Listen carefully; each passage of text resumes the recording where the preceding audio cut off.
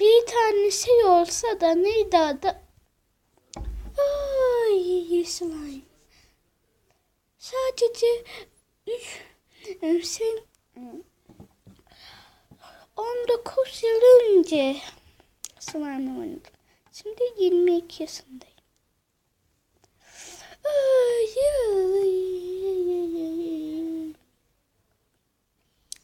Keşke sakın olsa. Bir yıldız kaydı. Hemen dileğimi diledim. Slime.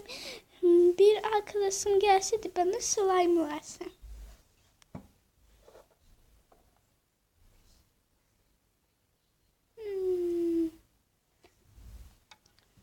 Al sana slime. Al sana slime. Çok ağır da affedersin bir dakika. Açtığın için çok teşekkür ederim.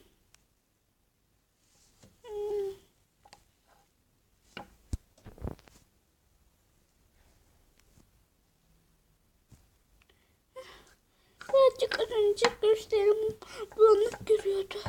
Ay iyiyim galiba. Ama slime'ımızı şey yapalım.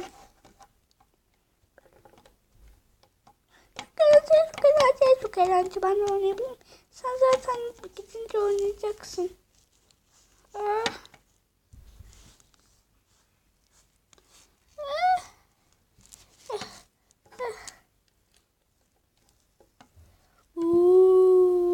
Çok eğlenceli. Al. Hop.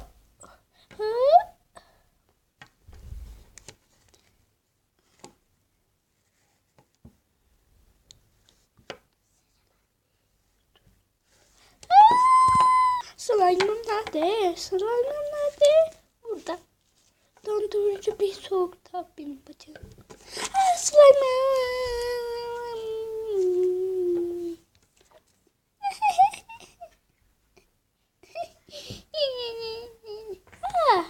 Senin şey aşkına gitmen sayede. Hadi sen git, ben oynarım. Hadi. Ya hayır. Bunu beklemeyeyim. Vermeyecek bana slime. Hemen gideyim.